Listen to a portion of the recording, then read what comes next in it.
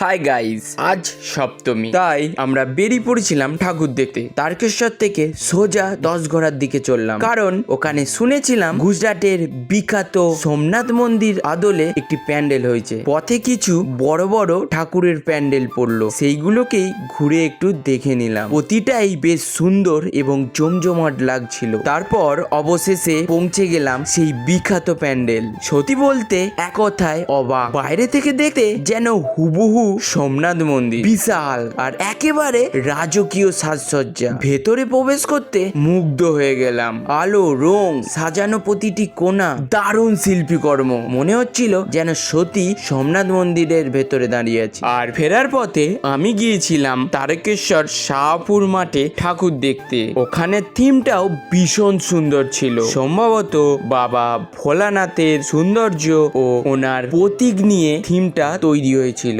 আজকের সপ্তমীর ভবনটা তাই একেবারে স্মরণীয় হয়ে রইল। সেটাও সত্যি চোখে লেগে রইল। আবার দেখাবে নেক্সট ভিডিওয়ে। সবাই মন থেকে বলো হর হর মহাদেব।